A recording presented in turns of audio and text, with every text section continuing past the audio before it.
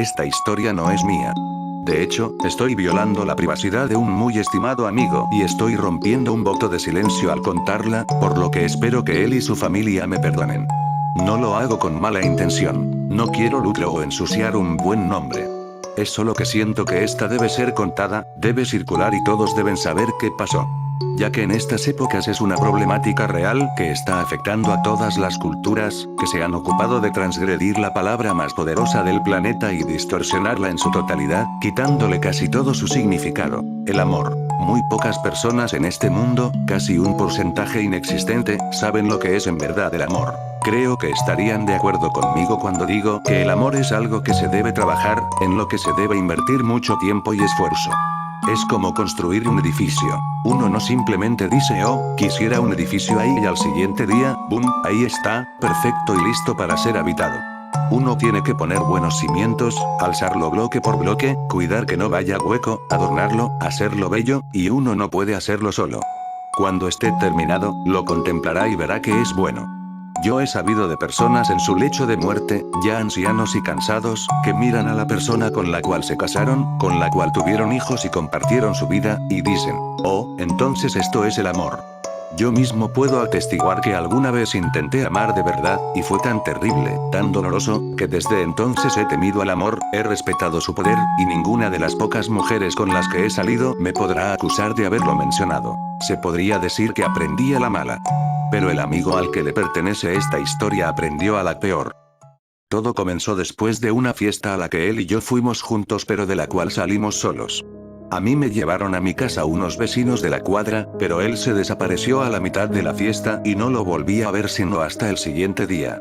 Como sea, ya no era él mismo. Regularmente era risueño, bromista, atractivo a su propia loca manera. Ahora era sombrío, distraído, como si estuviera inquieto. Los días que le siguieron, faltaba a clases, le salieron ojeras enormes bajo los ojos rojos, se puso más delgado de lo que ya era, y no importaba cuánto se lo preguntara, siempre decía que estaba bien. Yo comencé a temer que hubiera descubierto drogas, algo horrible en esa fiesta, así que fui a hablar con sus padres, a quienes también conozco y me conocen y nos respetamos mucho, para preguntarles. En su casa, el predicamento era el mismo, según me contó su madre. Me dijo que él apenas si comía, que por las noches lo escuchaba deambular por la casa y que pasaba en su cuarto la mayor parte del tiempo, sin hacer ruido. Me dijo que tenía la sospecha de que por las noches, salía a escondidas. Entonces llegó Eli, al vernos a su madre y a mí hablando de él, me llevó a su cuarto y me reprendió diciéndome que yo no era nadie para venir a conspirar en su contra, que si tenía una duda que la hablara con él en persona. Él es uno de mis mejores amigos, así que yo respeté que me dijera esto y lo acepté, pero también le dije que sabía que algo andaba mal y que podía decirme la verdad a mí. Así que me habló de ella. La razón por la que no lo volví a ver en toda la fiesta. Me dijo que esa noche se había puesto ebrio antes de la mitad de la fiesta y que había ido a un autoservicio cercano por una cajetilla de cigarros. Al ir volviendo, pasó cerca de un viejo edificio abandonado, que solía ser un supermercado y que le pareció ver algo en una ventana del segundo piso. Se detuvo a ver mejor, y notó que era una mujer sin camiseta ni sostén, y que al verlo se apartó rápidamente a la penumbra. Mi amigo es racional, incluso ebrio, quizá incluso más que en sus 5 sentidos, y lo primero que se le ocurrió fue que la acababan de violar y que estaba asustada de salir. Corrió hacia la entrada del edificio y, ayudado con la luz de su celular, encontró las escaleras al segundo piso. Se acercó a donde la había visto, llamándola, asegurándole que quería ayudarla. Todo el piso estaba en silencio, ella no estaba. Supuso que era natural que ella no quisiera salir de donde estuviera oculta, si es que acababa de pasarle lo que él creía. Aún así, se sintió responsable de ayudarla, por lo que dejó su sudadera y su teléfono celular en el suelo y dijo que saldría del edificio para que ella pudiera ponerse la prenda y hacer una llamada, que le gritaría cuando estuviera afuera para que viera que era cierto. Repitió que solo quería ayudar. Apenas comenzaba a retroceder para hallar su camino de regreso al primer piso cuando la luz de su celular lo iluminó. Él se protegió los ojos del flash. Entonces el celular se deslizó por el piso hasta sus pies. Lo recogió y lo volvió a encender para descubrirla ahí parada frente a él, apenas cubierta por el suéter, cabizbaja y temblando, asustada y tímida, rasgo que lo volvía loco, así como a mí me volvía loco una mujer atrevida.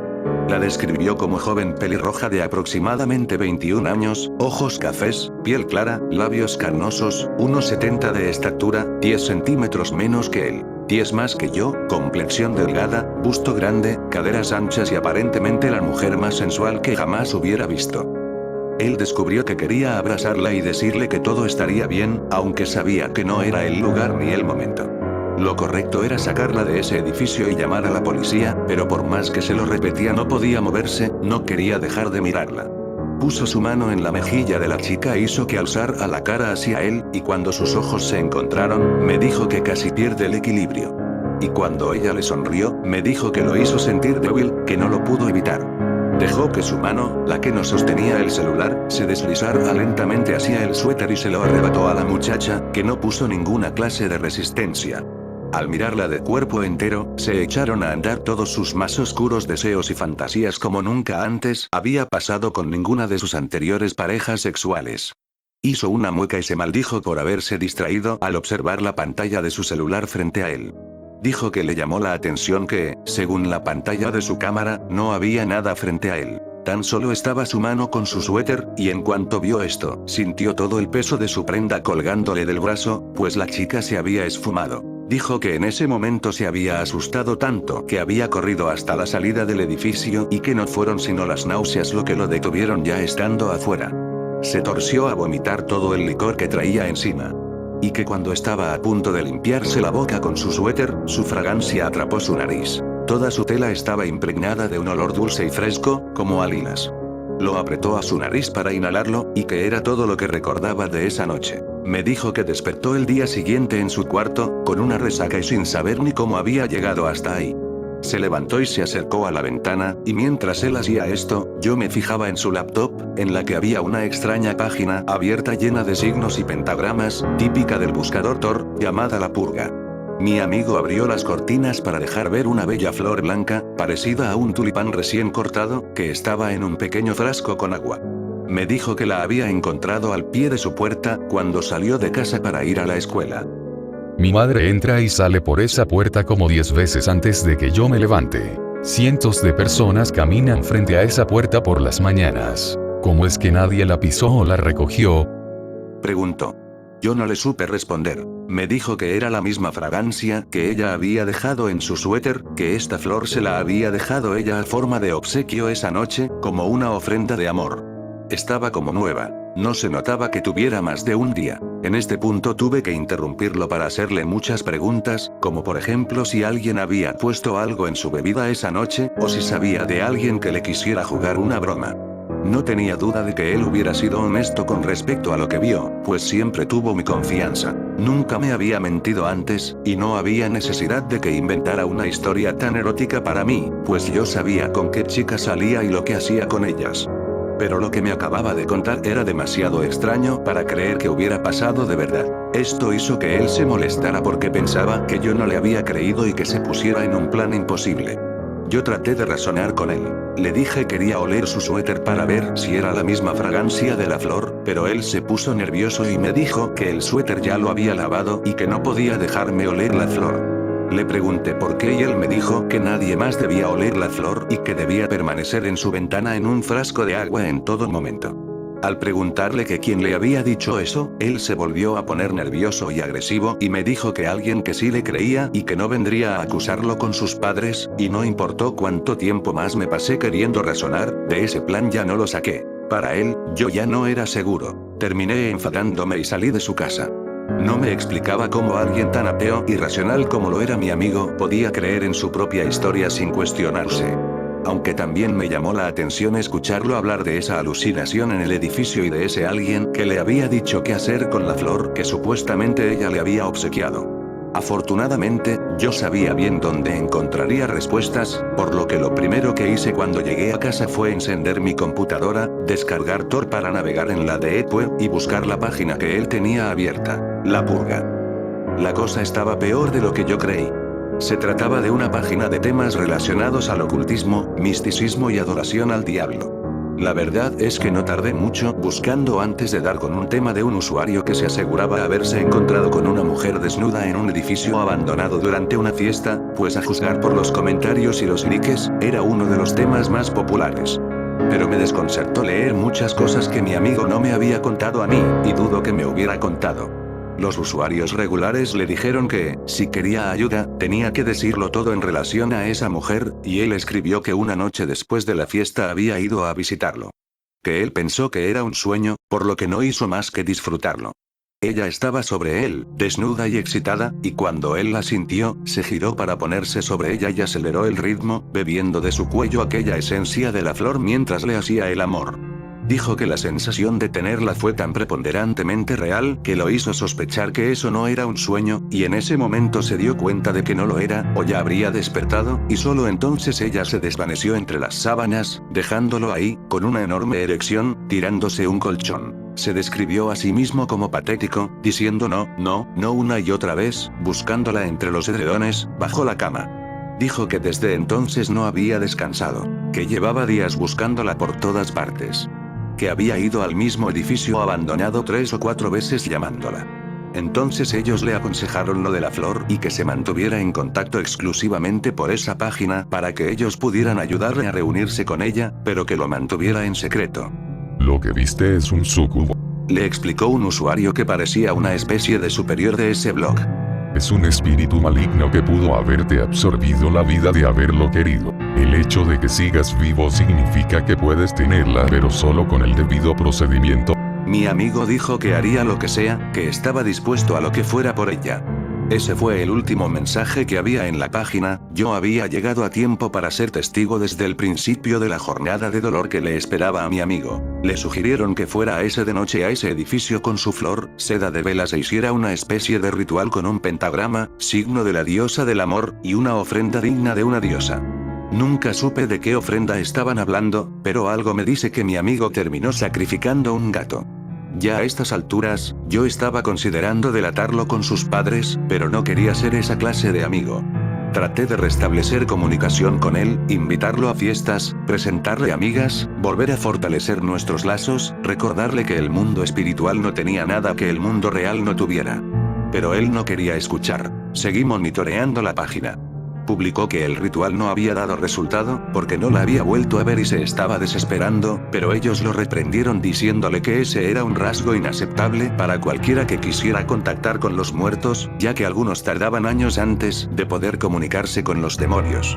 No podía creer cómo le estaban lavando la cabeza a mi amigo y él ni cuenta se estaba dando. Le sugirieron muchas cosas a lo largo de las siguientes semanas, aunque todas eran una variación de lo mismo: pentagramas, velas, sacrificios, lecturas ocultas.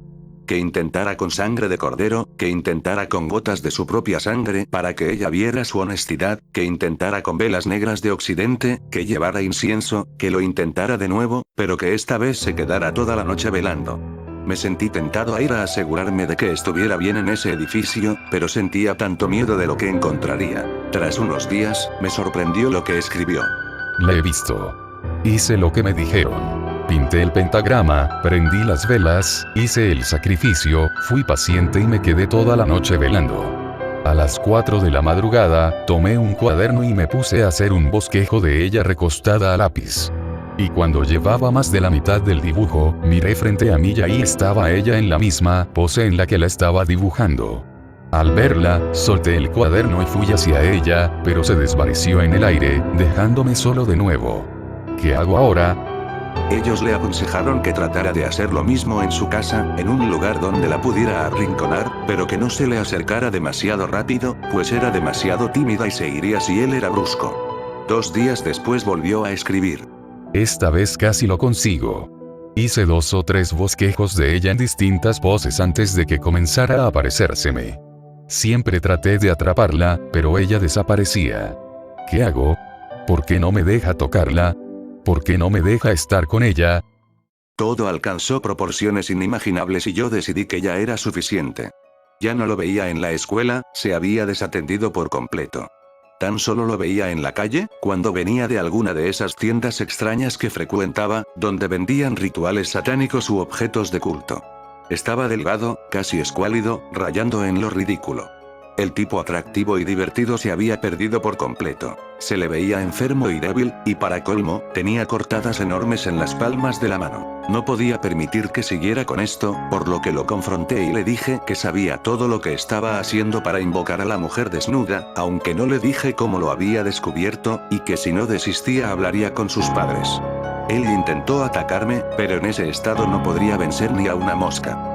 Me acusó de no tener ni la menor idea de lo que era el amor, y de lo que se tenía que sacrificar para obtenerlo. Yo, como todo buen católico, traté de hablarle del amor que conocía, que es querer lo mejor para una persona. Le dije que si ella, real o no, lo amara, habría aparecido desde que él comenzó a hacerse daño para llamar su atención. El amor es cosa de vivos, eso le dije. Él me disuadió de hablar con sus padres diciéndome que había entendido, que yo estaba en lo cierto. Me dijo que olvidaría todo el asunto, pero que le diera tiempo, que tenía que dejarlo de lado a su manera. Quizá fue el dolor que vi en sus ojos lo que me convenció, pero eso no me contuvo de volver a revisar la página para ver si era cierto. Él había publicado otro mensaje esa tarde. Hoy, después de un día de ayuno, de otra ofrenda de sangre y una noche en vela, se me apareció una vez más, por fin. Mientras hacía un trazo de ella sentada en mi cama cruzando la pierna. Estaba envuelta en mis sábanas, sonriéndome, y siguió posando para que yo pudiera terminar mi dibujo. Esta vez, vi algo entre sus cabellos parecido a alas largas. Se veía como un ángel. Fui paciente, no me apresuré. Al terminar, solté mis cosas con mucho cuidado y fui de rodillas hacia ella, suplicándole, rogándole. Se dispuso a desaparecer, pero yo alcancé a sujetarle un tobillo. Y esta vez no desapareció, se quedó quieta. Yo me arrastré como un gusano hasta su pie sin dejar de suplicarle, de rezarle. Lo tomé entre mis manos, logré besarlo, acariciarlo con toda mi cara, impregnarme de esa esencia. Seguí besándole el pie, luego el chamorro, y seguí subiendo. Pero cuando llegué a la rodilla, ella se fue. Ya no sé qué hacer, ya no puedo más. Y por si fuera poco, alguien se dio cuenta de lo que estoy haciendo y está pisándome los talones. ¿Qué puedo hacer para estar con ella ya? Entonces los usuarios de la página le propusieron esto. Es una señal de que tus esfuerzos te están acercando a ella. Pero debes entender que tú eres un ser corpóreo tratando de amar a un ser fuera de nuestro plan. Aunque su amor es fuerte, no pueden vencer esa separación. Quizá a ella le cuesta más estar ante ti de lo que a ti te está costando. Debes entender que ya es hora de que tú te arriesgues al máximo sacrificio por él. Entonces decidí que era el momento preciso para romper el silencio y hablar con sus padres. Les conté todo lo que sabía, desde la fiesta hasta los mensajes de la Deep Web. Les dije que su hijo corría un terrible peligro. Cuando él llegó, sus padres y yo ya lo estábamos esperando. Su padre estaba furioso y su madre estaba muy afligida por su comportamiento, y yo que solo quería hacer lo correcto, estaba ahí, sintiéndome como un maldito soplón. No abrí la boca durante todo el regaño, pero tampoco me fui, pues tenía que dar la cara. Sé que él me estaba viendo furioso mientras su padre le quitaba la computadora y le decía que lo enviaría con un psicólogo para sacarle esa absurda idea de la cabeza tan pronto como fuera posible. Estaría confinado en su habitación hasta que hablara con alguien al respecto. Fui escoltado a la salida por su madre y me despedí. Al estar alejándome de su casa, alcancé a ver la flor en su ventana. Increíblemente esta seguía fresca y hermosa. Esa noche, yo no pude encontrar reposo por lo que había hecho. No dejaba de decirme que solo quería el bienestar de mi amigo, pero nunca había cruzado esa línea. Nunca dejé de preguntarme si hice lo correcto. Él se suicidó unas horas después. Consiguió escaparse de su casa esa misma noche, fue hasta el edificio abandonado, hizo el ritual y se atravesó la garganta con una daga oxidada. Murió desangrado en el centro de un pentagrama negro, poniéndole punto final a su existencia y aclarando por qué lo había hecho de lleno. Dejó una última nota en la página de la purga. Esta noche, iré a ella. Y todos los usuarios lo saludaron con respeto. El que más le había ayudado en esos últimos días, le dejó una respuesta. La muerte es la vida de los elegidos. El dolor que sus padres sintieron fue inmenso. Se callaron lo que yo les había dicho y tajantemente declararon que su hijo había sido asesinado por una secta satánica. Esto con doble fin. De que la policía iniciara una investigación de este sitio y que su hijo pudiera tener una sagrada sepultura, digna de un buen ateo de padres cristianos. Me hicieron prometer que jamás diría una palabra sobre el suicidio de su hijo, y yo no tuve más que aceptar. Su asesinato fue una noticia muy famosa. Se propagó en la tele, en la radio y en la internet. Hasta se organizó una marcha estudiantil para exigir a las autoridades justicia por el compañero asesinado tan brutalmente. Sus padres comenzaron a temer que el caso creciera a tal magnitud que tuvieran que revelar la verdad. Pero, como siempre, la gente se desatendió ante la promesa de las autoridades de que estaban trabajando en el caso. Los usuarios de la página la hackearon para borrar todo vínculo con el caso. Supongo que lo hicieron porque efectivamente, así como los padres del difunto y yo lo creíamos, aunque ellos no lo habían matado con sus manos, si compadecieran ante la justicia se les podría encontrar culpables de asesinato por negligencia. Durante el velorio, yo encontré espacio para subir a su dormitorio y anduve de un lado a otro, viendo los vestigios de lo que fue su vida el último mes. Encontré un dibujo casi artístico de la mujer en su cabeza escondido bajo su cama, lo que me activó la curiosidad.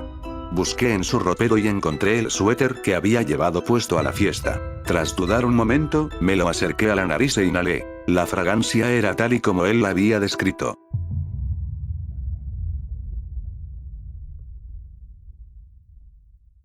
Fui a la ventana donde él tenía su flor blanca.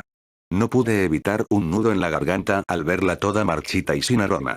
Su perfección se había disipado con la vida de mi amigo. Yo la tomé entre mis manos, me senté en la orilla de su cama y lloré por quien tenía un gran futuro y lo dejó todo de lado por una posibilidad nimia. Llevé la flor al sepulcro y la arrojé al ataúd antes de que lo cubrieran de tierra. ¿Valió la pena? Le pregunté en mi mente. ¿Siquiera estás ahora con ella, con el amor que te costó la vida? En ese momento de verdad lo quería saber, quería creer que su sacrificio no había sido en vano. Como sea, obtuve mi respuesta esa misma noche. Había comenzado a llover y yo estaba demasiado pensativo como para conciliar el sueño. Como mi madre estaba ya dormida, tomé un cigarro y salí al umbral de la puerta a fumármelo. Pero antes de poder terminarlo, mi nariz inhaló una esencia familiar. Lentamente bajé la mirada al primer peldaño del porche de mi casa para descubrir una bella flor blanca recién cortada.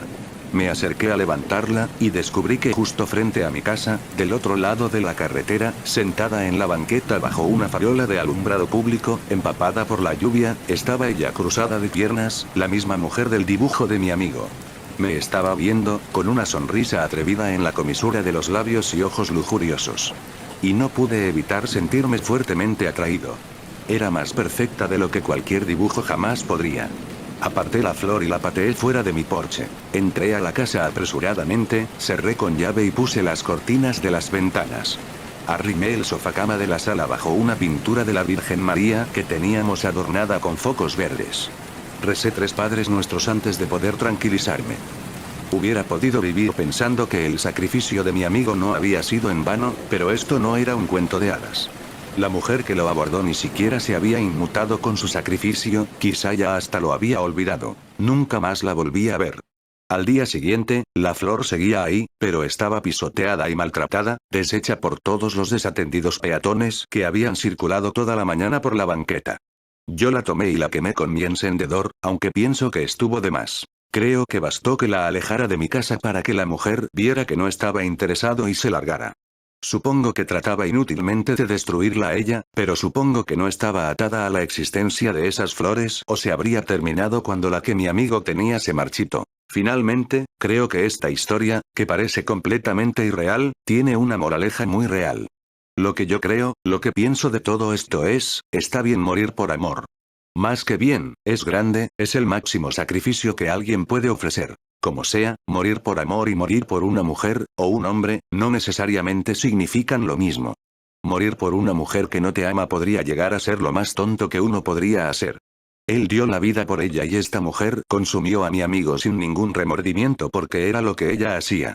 No tenía un corazón que compartir con él, no tenía amor que dar.